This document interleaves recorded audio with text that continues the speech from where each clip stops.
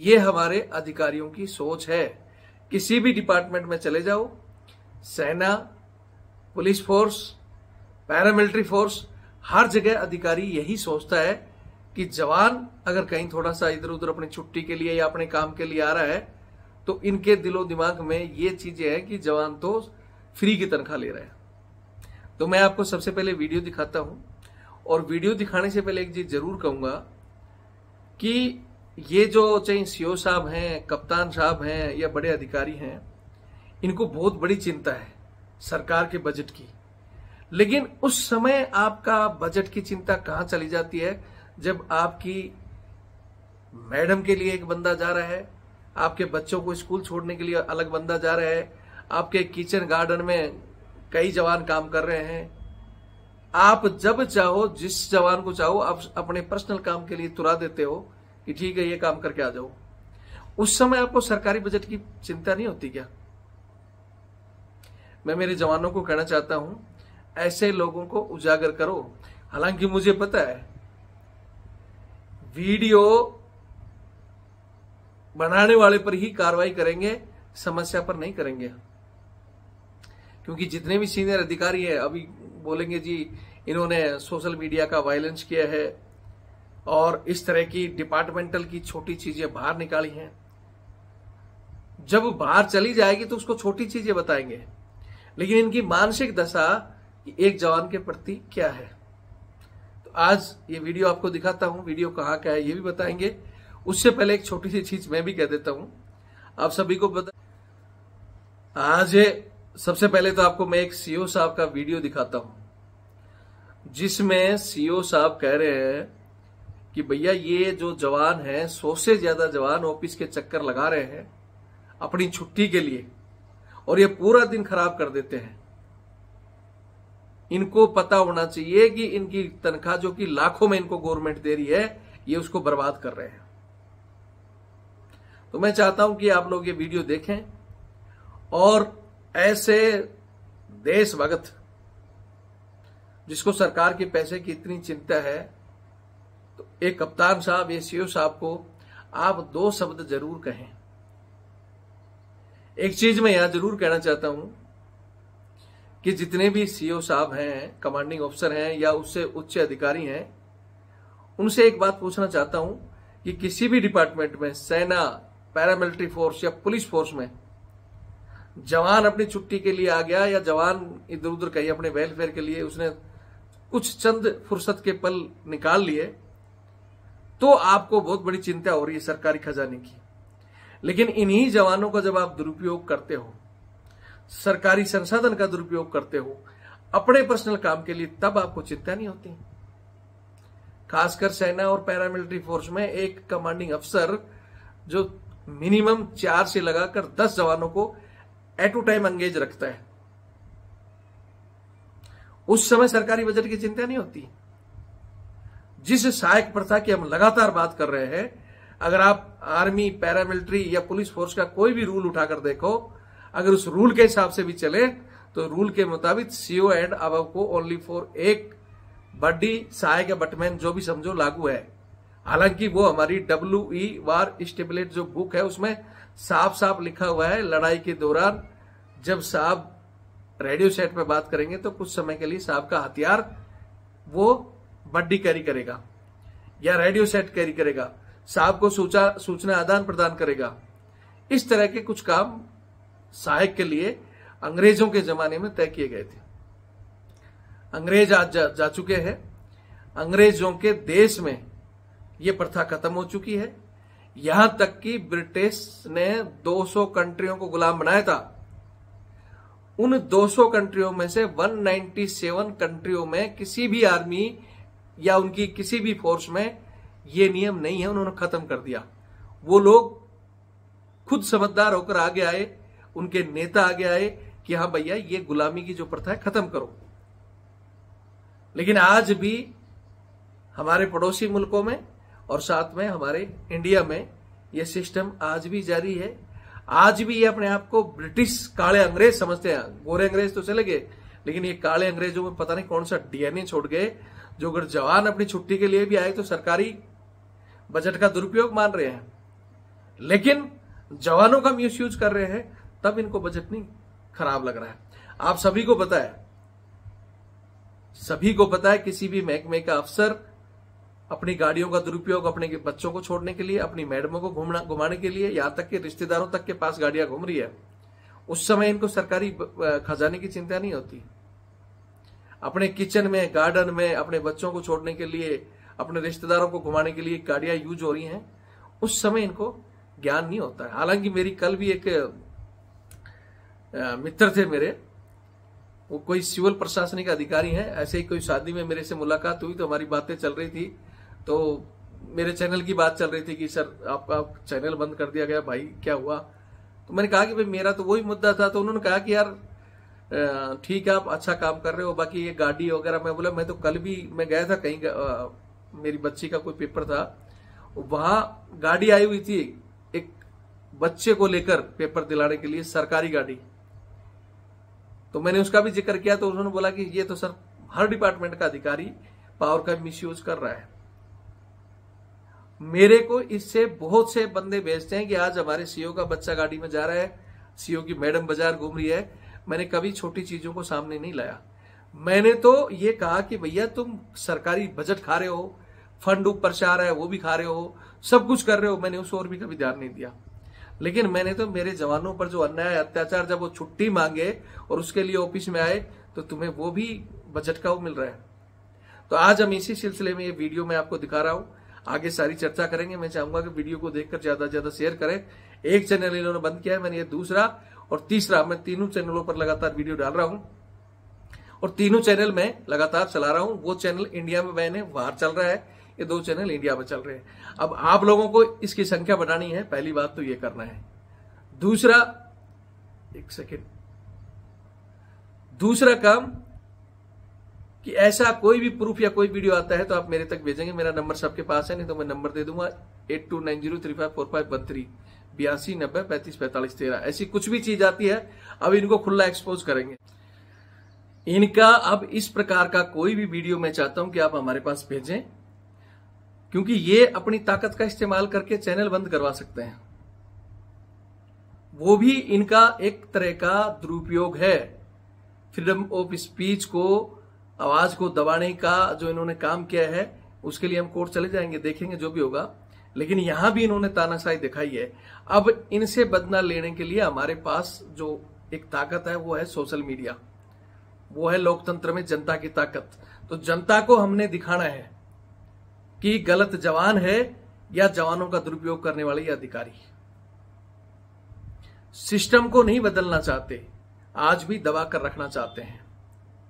मैं फिर कह रहा हूं, बहुत से अच्छे अधिकारी हैं, थोड़ा सा जगह है।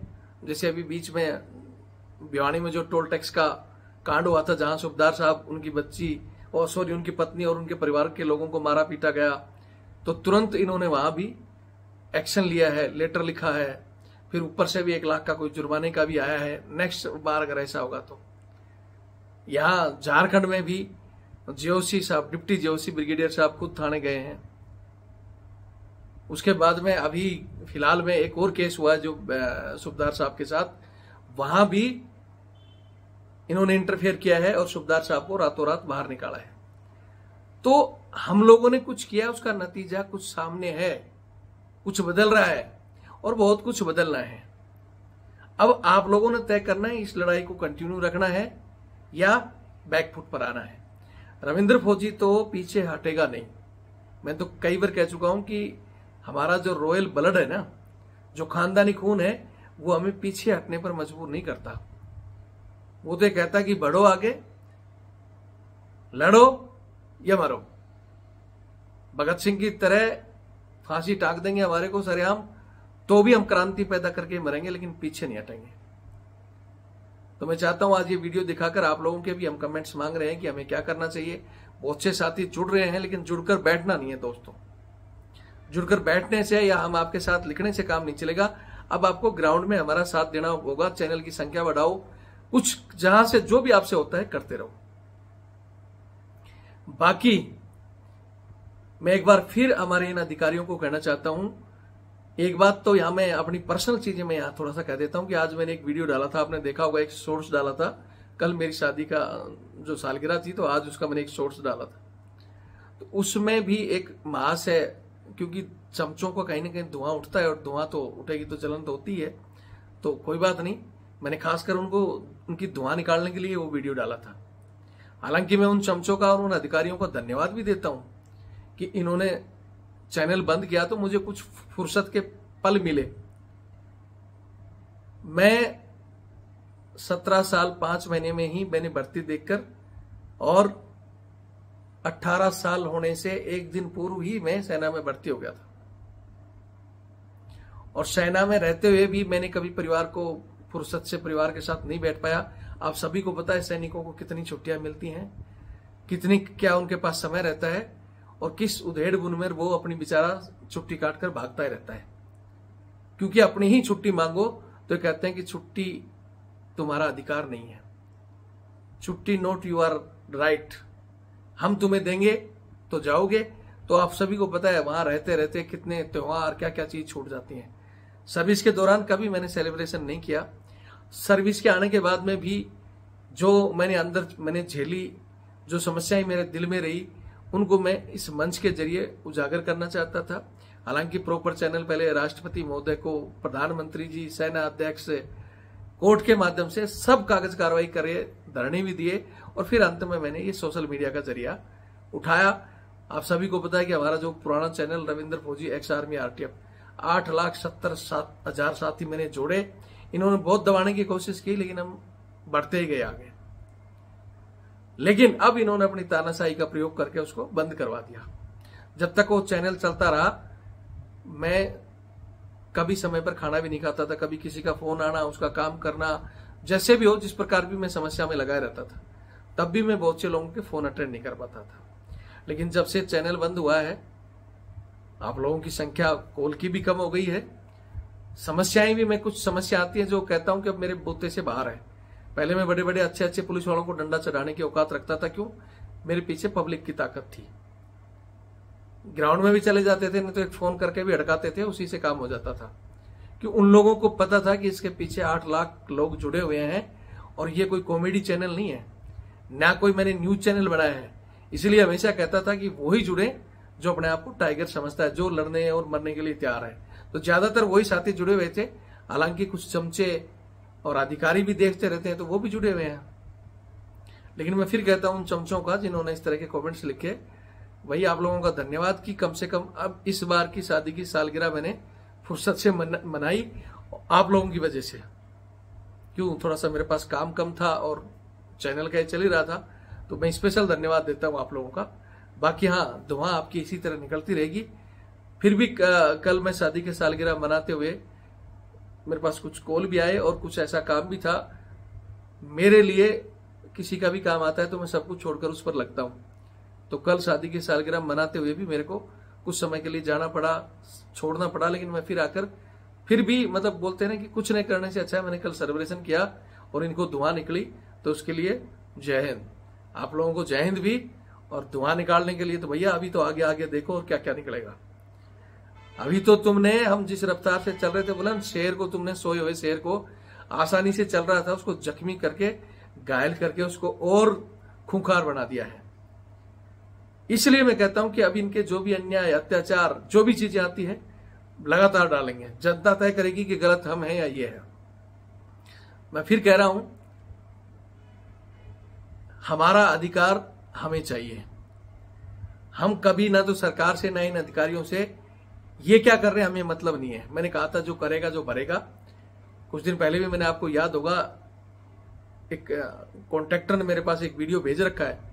समय आने पर वो, मैं अगर मुझे मजबूर करेंगे तो मैं कोर्ट में भी दूंगा, जिसमें 8-10 बड़े बड़े अधिकारियों के नाम है, कॉन्ट्रैक्टर से उनके अकाउंट में पैसे गए हुए, सब कुछ वो एक्सपोज कर दूंगा मैं। लेकिन फिलहाल मैं चाहता हूं कि मेरे जो जवान हैं उनका वेलफेयर मत खाओ आप। जवान छुट्टी मांगे तो उसका दर्द आपको नहीं होना चाहिए। जवान के जो वेलफेयर हैं उसको दीजिए समय से छुट्टी। पेमेंट उसकी आप रोक नहीं सकते, ऊपर से आ रही नहीं तो पहले तो वो अकाउंट रोल वगैरह साइन होती थी, वहां भी दादागिरी चलती थी। प्रमोशन में और किसी वेलफेयर में, फैमिली ले गए तो फिर फैमिली वेलफेयर में, जाना चाहती है तो ठीक है, नहीं जाएगी तो मुसीबत। तो ये जो 10 नंबर फॉर्म भरना, इस तरह की तानाशाही को कम कर लो। आप मेरे को बोलते हो ना कि रविंद्र फौजी ये मत कर, फलाना मत कर। आप लोग अपनी चीजों में कमी लाओ, हम अपनी चीजों में कमी ला देंगे। हमें कोई शौक नहीं है। मैंने अधिकारियों से बार बार यही कहा कि तुम ये चीजें छोड़ दो, हम चैनल छोड़ देंगे, हमें कोई दिक्कत नहीं है। अगर आप तय करते हो तो मैं फिर कह रहा हूं कि कुछ कुछ बदलाव हुए हैं, उसकी मुझे बहुत खुशी है कि मैं एक जवान होते हुए भी मैंने सिस्टम को हिलाकर रख दिया। और वो ताकत अकेले की नहीं थी, वो 8 लाख लोगों की थी। और ये संख्या फिर खड़ी होगी, फिर तुम्हें मजबूर करेंगे कि तुम ये चीजें छोड़ो। और मैं फिर कह रहा हूं कि हम यही मांगते हैं कि जवान का वेलफेयर उसको दो। आप जो कर रहे हो करते रहो, उसे हमें कोई दिक्कत नहीं है। जवान का वेलफेयर खत्म मत करो, उसको छोटी छोटी चीजों में सूखा घर मत भेजो, 10 नंबर फॉर्म मत भरो, आपके निजी काम मना करने से उसको पनिशमेंट ना दो।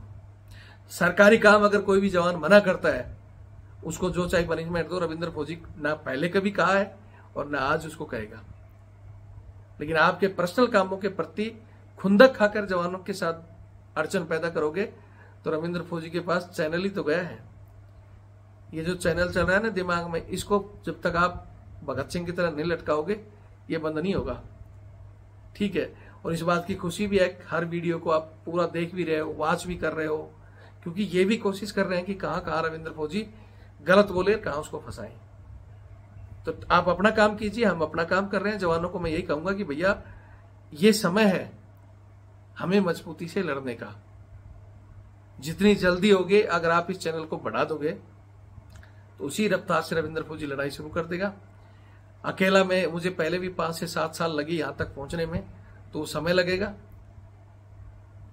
फिर कह रहा हूं कि आप लोग साथ दोगे तो बहुत जल्दी वो 8 लाख की संख्या को हम 8 करोड़ में पहुंचा सकते हैं और इन्हें मजबूर कर सकते हैं। इन तानाशाहियों को झुकना पड़ेगा, इन्हें ये अंग्रेजी मानसिकता छोड़नी पड़ेगी। बाकी तो वीडियो देखें। फिर कहता हूं जिसको चैनल का सपोर्ट करना है, चैनल को, वीडियो को शेयर करो, चैनल से जुड़ो। और यही नंबर मेरा 8290354513 8290354513। ये मेरा फोन पे और पेटीएम से भी जुड़ा हुआ है और ये मेरा बार कोड। ये मैं हमेशा हर वीडियो में इसलिए दे रहा हूं कि हमें कोर्ट कचहरी और किसी भी चीज में जाने के लिए रविंद्र फौजी कोई टाटा बिरला नहीं है। आप सबके सहयोग से ही पहले लड़ रहा था और आपके सहयोग से ही आगे लड़ पाएंगे। अकेले को इनको पता है कि एक जवान का ये चैनल बंद कर दो, फिर उसकी पेंशन बंद कर दो, वो मुंह ही नहीं करेगा इनकी तरफ।